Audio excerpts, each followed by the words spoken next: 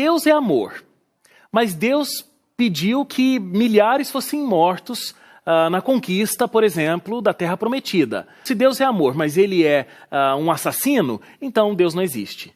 Fala um pouco pra gente sobre esse Deus que a gente, às vezes, é difícil de conseguir explicá-lo. Claro.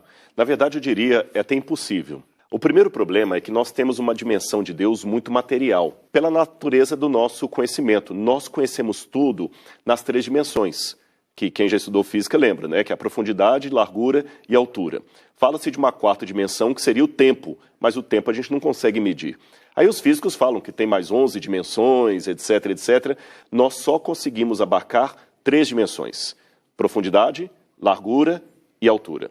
A partir disto, nós vemos Deus nisso aí. Então a gente imagina um Deus dimensionável, um Deus que você pode medir. Deus não se pode medir. Não existe um espaço que caiba Deus.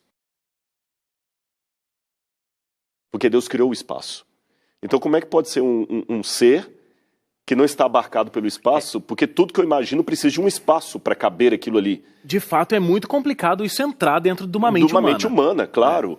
O Deus que a Bíblia coloca, ele é acima do universo. O Deus da Bíblia, ele não raciocina. Porque raciocinar é chegar a uma conclusão que você não tinha antes. Isso. Ele sabe o fim desde o princípio. Não existe sinapse. Deus não pode ser melhorado. Deus não pode progredir. Até as coisas que nós comparamos de Deus com cada um de nós, eu amo, Deus ama, mas Deus não ama como eu amo, porque Deus é amor, eu não sou amor.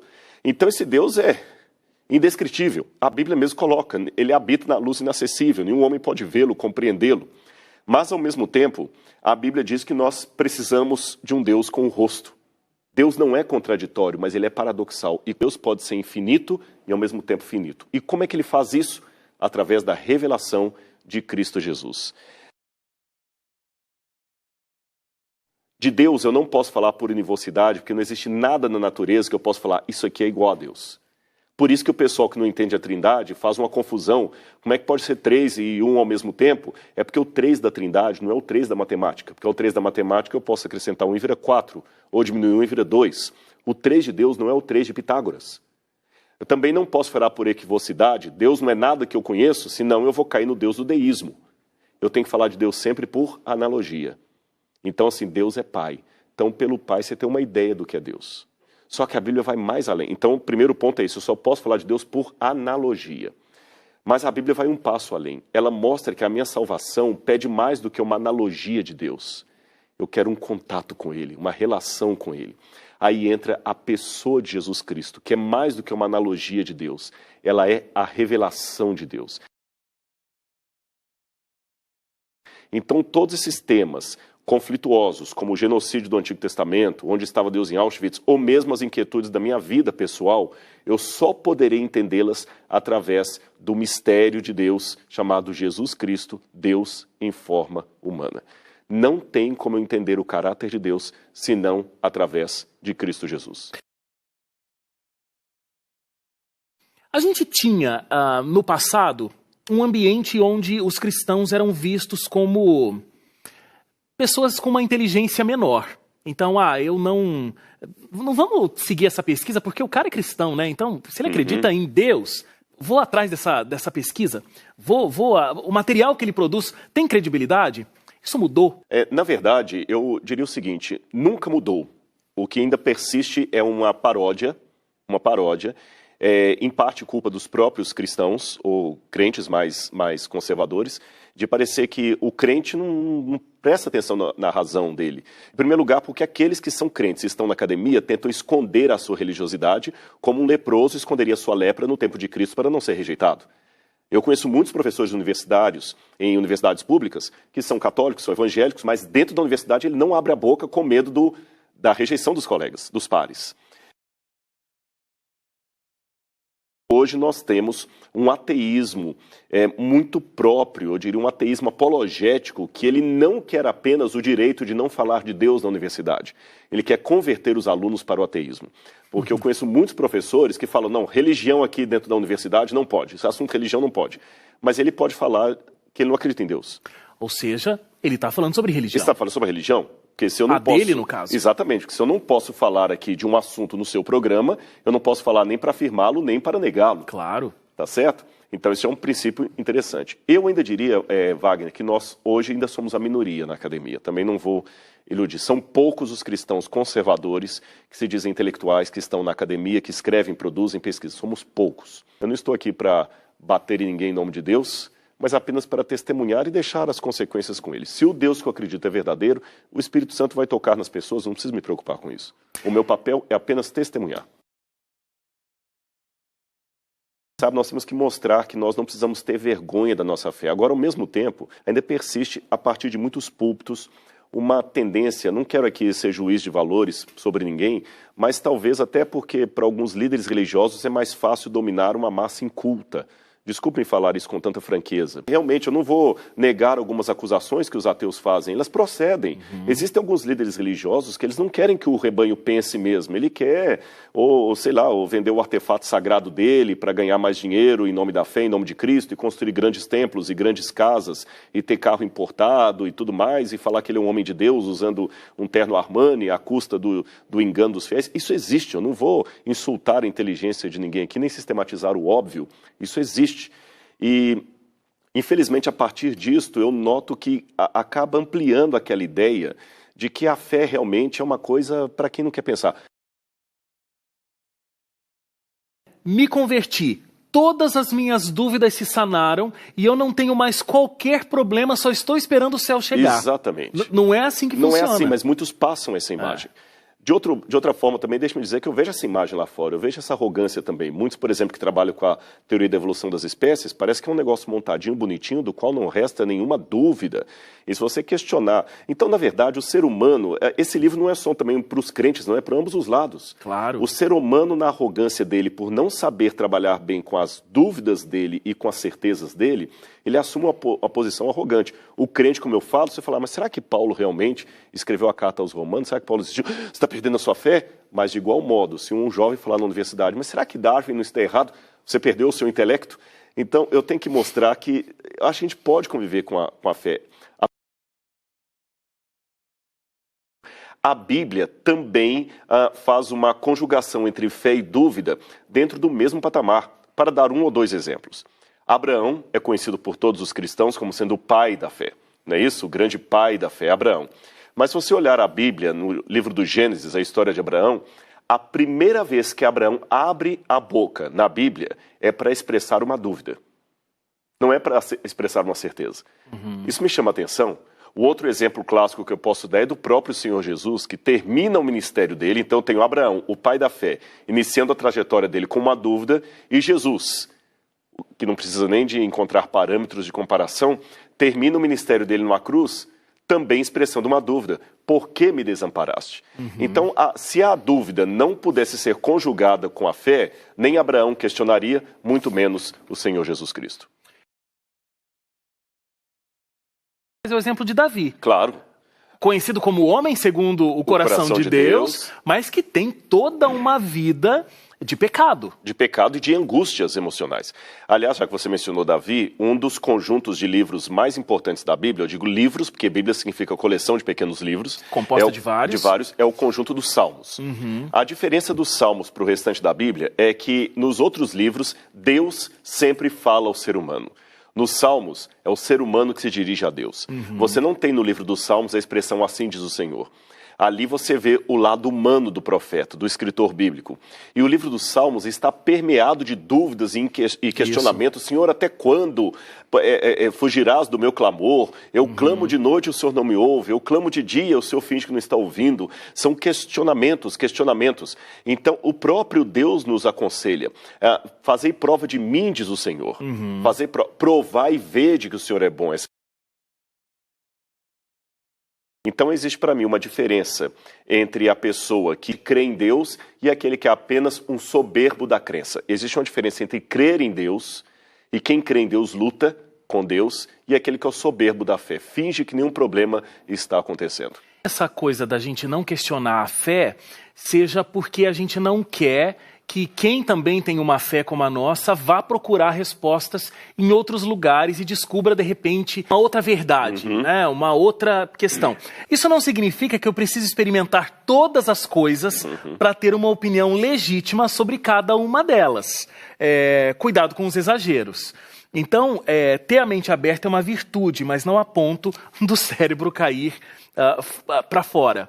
Então, você vai construindo um processo racional de questionamento e toda uma atribuição teórica para a resposta a essas perguntas. Exatamente. Deus sabe que o ser humano é um ser inquieto, é um ser que questiona, é um ser que tem livre-arbítrio, pensante.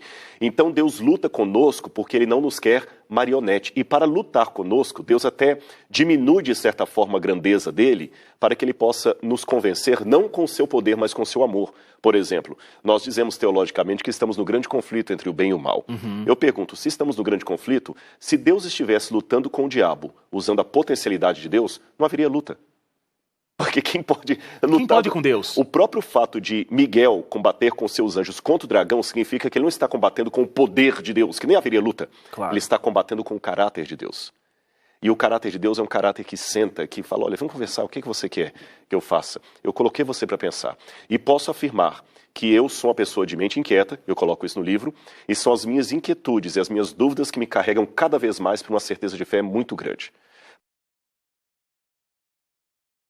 Não é uma soberba acadêmica ou intelectual, também não é uma tentativa de ofender a inteligência de ninguém, é apenas testemunhar para pessoas cristãs, não cristãs, religiosas, não religiosas, crentes ou ateias ou agnósticas, como que eu, talvez tendo dúvidas muito semelhantes à de Karnal, a de Pondé e outros grandes que estão aí falando de ateísmo, mesmo tendo dúvidas semelhantes às deles, diferente deles, eu encontro cada vez mais uma plataforma segura para acreditar no meu Deus e afirmo, não é um devaneio mental.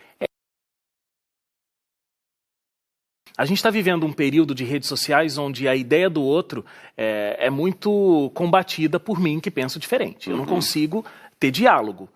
Esse arrazoemos que você estava explicando aqui não existe. Com certeza. Porque cada universo fica querendo defender a sua postura como se o outro não existisse. Você se posiciona, quando está escrevendo o livro, dizendo, eu acredito em Deus. E vou dividir com vocês aqui algumas respostas que fui encontrando, enfim.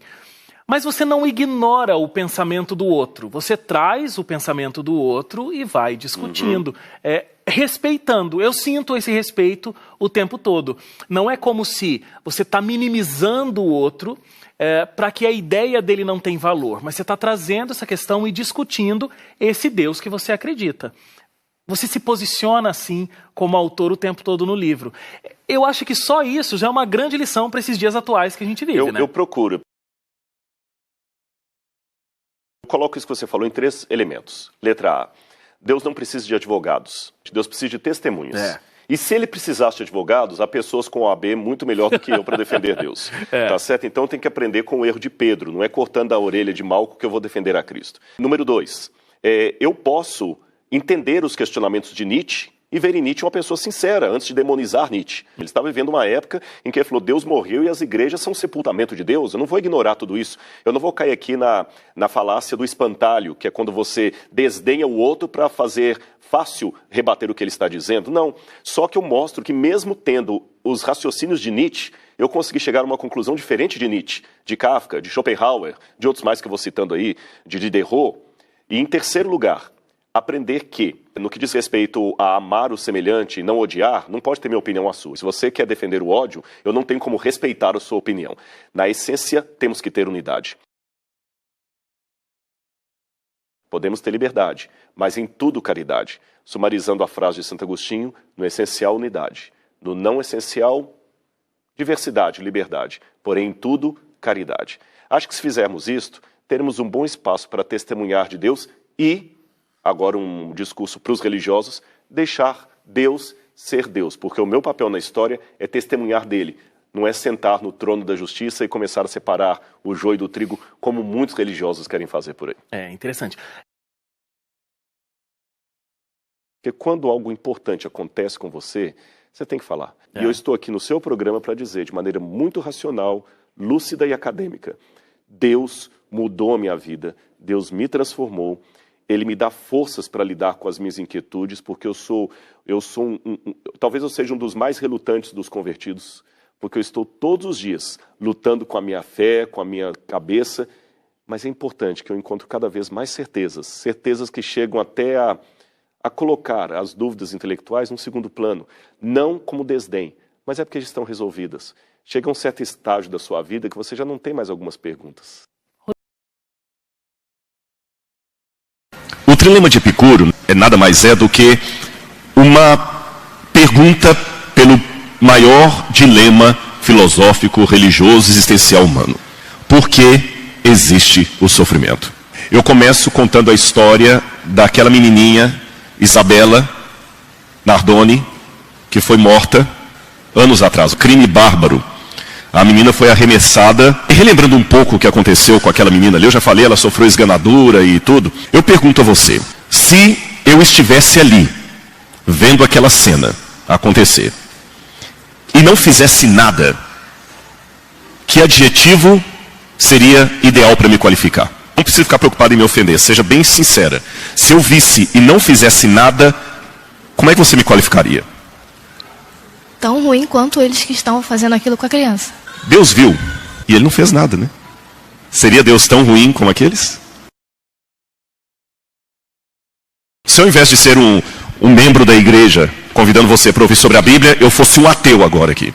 Eu fosse um discípulo de Richard Dawkins, ou de Onfray, Michel Onfray, desses, e falasse com você, veja bem, Deus viu tudo acontecendo, porque vocês crentes acreditam que Deus é onisciente e onipresente. Ele sabe tudo, ele está em toda parte. E ele não fez nada. Então ele é tão, pegando as palavras da Lauren, tão ruim quanto aqueles que fizeram. Eu vou piorar, eu estou criando um problema aqui. Eu não acho que a igreja, a gente tem que vir apenas para poder costurar o óbvio. A igreja você tem que ter mensagens para tudo. Tem dias que você vai precisar de uma mensagem de conforto, tem dia que vai precisar de um estudo sério, tem dia que vai precisar de um louvor, mas a gente não pode só ficar vindo e chovendo no molhado. Eu, quando dava aula para o Rafael, costumava dizer em sala de aula que é melhor um livro bem lido do que um professor improvisado. Quando tem um acidente de ônibus, e sua mãe estava sentada ali, e graças a Deus ela escapa do acidente, porque na hora ela atrasou para pegar o ônibus, e por isso não entrou, e o lugar onde ela ia sentar foi o lugar mais esmagado. Você chega aqui à igreja e agradece a Deus que livrou sua mãe de um acidente. Se foi Deus que livrou, quem então não livrou? E os outros que pegaram o ônibus a tempo? Como resolver um problema desse? A ideia é, se Deus existe, porque existe o mal. E aí vem o trilema de Epicuro. Epicuro coloca 3 postulados. Primeiro, Deus é todo-poderoso. Segundo, Deus é todo amor. Terceiro, o mal existe. Se Deus é todo-poderoso e todo amor e o mal existe, a terceira aparentemente anula as primeiras. Porque se o mal existe, mesmo Deus sendo todo-poderoso e podendo evitar que o mal exista, então ele não é todo amor. Porque ele não evitou o mal de existir. Mas se ele é todo amor e não gostaria que o mal existisse e não pôde impedir, então ele não é todo poderoso. Como resolver isso? Vou dar 3 razões iniciais porque o sofrimento não é argumento para negar a existência de Deus. Letra A. O fato de existir o sofrimento pode no máximo dizer que Deus não é bom e não que ele não existe. O fato de Deus existir e ter sofrimento no mundo são 2 temas que não tem nada a ver um com o outro. Nenhum ateu pode em sã consciência falar, tem sofrimento no mundo, logo Deus não existe. Não. E se de repente ele existe, mas ele é um brincalhão cósmico? E simplesmente ele existe e ele não é bom? Entenderam o que eu quis dizer? O fato de ter sofrimento no universo não prova que Deus não existe. Pode, no máximo, lançar dúvidas sobre o caráter de Deus, mas não diz nem se ele existe, nem se não existe. Então, quando alguém fala o seguinte, mas como é que eu respondo a um ateu que diz que é ateu porque tem sofrimento no mundo? Você diz que ele está usando um argumento que não comprova o que ele está dizendo. Segunda razão pela qual o sofrimento não pode ser argumento para a não existência de Deus. É o fato de que, curiosamente falando, o sofrimento está cada vez maior no mundo, e mesmo assim nós temos a maior parte da população mundial ainda acreditando em Deus. Se o sofrimento fosse o principal argumento para negar a existência de Deus, o mundo deveria ser hoje 98% ateu. Tem alguns ateus que falam, não, mas o mundo se volta para Deus porque são fracos, porque a realidade sem Deus é muito dura. Será que o mundo se volta para Deus porque é fraco? A última coisa que o mundo quer hoje é que Deus exista. As pessoas querem fazer coisas erradas com a certeza que não tem nenhum juiz para puni-los no fim do mundo. O mundo hoje crê em Deus por uma coisa além da sua vontade, porque em termos comportamentais, o mundo está dizendo que não quer que Deus exista. O fato de eu ter um mundo maiormente que acredita em Deus, mas vive como se ele não existisse, me mostra que a crença em Deus é algo muito maior do que a filosofia, do que uma necessidade. É algo que você não consegue se livrar dela tão fácil. E o sofrimento não tem conseguido silenciar essa voz. Haja vista que nem Auschwitz conseguiu tornar os judeus ateus. Isso é algo a se pensar. Que é sofrimento maior do que Auschwitz? Eu já estive em campo de concentração, eu já entrevistei sobrevivente do nazismo. Que é coisa pior do que você ver sua mãe e seu pai sendo mortos na sua frente? Ah, mas muitos judeus são ateus. Curioso. A maior parte dos judeus ateus são judeus que não passaram pelo Holocausto. Os que passaram no Holocausto, existem documentos escritos, estudos analíticos sobre isso. Dos que sobreviveram ao Holocausto, quem foi ateu, continua ateu. Quem foi crente, voltou crente. O Holocausto não mudou a crença em Deus. Mudou o modo dele crer em Deus, mas não o tornou um ateu. Terceiro argumento. A terceira razão pela qual o sofrimento não é argumento contra a existência de Deus está na própria natureza do problema. Uma vez, Ravi Zachariah, que é um indiano radicado nos Estados Unidos, professor apologeta, ele estava dando uma palestra no auditório de uma universidade e um jovem levantou e falou o seguinte: escuta, eu não posso acreditar que Deus existe porque existe o mal no universo. Isso para mim basta para dizer que Deus não existe. Ravi Zachariah virou para ele e falou assim: deixa eu só fazer uma pergunta então. Você está dizendo que não pode acreditar que existe Deus, o bem supremo, por causa do mal. Isso mesmo. Mas como você tem a noção do mal? Para você ter a noção do mal, é porque existe o bem. E como você sabe que existe o mal e o bem? Porque deve ter algum código ético acima da sua cultura, acima dos seus valores, que determina que há coisas boas e coisas ruins. Certo? Certo. Para ter esse código ético, tem que ter um codificador, um legislador. Certo? Certo. Então tem um codificador que criou algum código universal que nos dá a noção de coisas certas e erradas. Essa noção, então, que lhe dá a sensação que existe o bem e existe o mal. Só que, como ateu, você não acredita que existe o legislador universal. Se não existe o legislador, não existe o código. Se não existe o código, não existe a noção de certo e errado. Se não existe a noção de certo e errado, qual foi sua pergunta mesmo? Essas três razões me fazem supor que é uma falácia dizer que o mal é uma prova que Deus não existe. Por que Deus deixou então que o mal surgisse no universo? Por que ele permitiu isso? Deus poderia criar uma pedra que nem ele pudesse carregar? Isso é outra falácia. Porque as pessoas que fazem esse tipo de pergunta não entendem o significado bíblico da palavra onipotência. Onipotência na Bíblia, onipotência significa que Deus pode fazer tudo que esteja de acordo com o seu caráter. Deus não entra em duelo com o seu caráter. Se Deus pudesse criar a terceira margem de um rio, se Deus pudesse criar um quadrado, um círculo quadrado, Deus não seria onipotente, ele seria ilógico.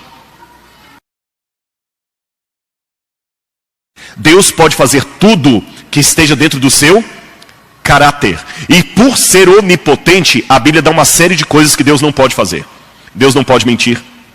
Deus não pode ser tentado pelo mal. Deus não pode quebrar uma aliança, um pacto. Deus não pode ser destruído. Tem um monte de coisas que Deus não pode fazer, justamente por ser o Deus onipotente. Então essa pergunta, se Deus é onipotente, ele pode criar uma pedra que ele não pode carregar? Se ele fizesse isso, ele seria uma contradição. Então entendam, quando alguns filósofos colocam para você essa onipotência de Deus, eles colocam uma onipotência ridícula. Porque se onipotência significa Deus poder fazer tudo indistintamente, então Deus pode ao mesmo tempo existir e não existir. Mas como é que uma coisa pode existir e não existir ao mesmo tempo? Então, se Deus fizesse essas coisas, ele não seria onipotente, ele seria ilógico. Então, a onipotência de Deus na Bíblia é que Deus não duela com o seu caráter. Ele tem poder para fazer tudo de acordo com o seu caráter. E por ser um Deus que pode fazer tudo de acordo com o seu caráter, ele criou seres por sua própria vontade livres. E a partir do momento que Deus criou seres livres, ele permitiu que surgisse, junto com esses seres livres, a possibilidade desses seres se voltarem contra a sua lei, contra a sua vontade. Rodrigo, então, peraí, você está querendo dizer que Deus é o responsável pela existência do mal? Não. Eu disse que Deus é o responsável pela existência da possibilidade do mal. Deus criou seres livres. Ele não criou o mal, mas ele criou seres livres. Tá bom, Rodrigo, mas ainda tem uma coisa aí. Vocês contam na igreja a história de um anjo rebelde chamado Lúcifer, que levou a terça parte dos anjos com ele numa rebelião e que o mal surgiu com Lúcifer. Deus sabia ou não sabia que Lúcifer ia praticar a rebelião no céu? Sabia. E por que ainda assim Deus criou Lúcifer? Por que Deus não impediu Lúcifer de vir à existência? Lembra o que eu falei sobre a onipotência? Deus pode fazer tudo de acordo com o seu caráter. Se Deus só criasse os seres que não fossem voltar-lhe as costas, o livre-arbítrio seria uma enganação.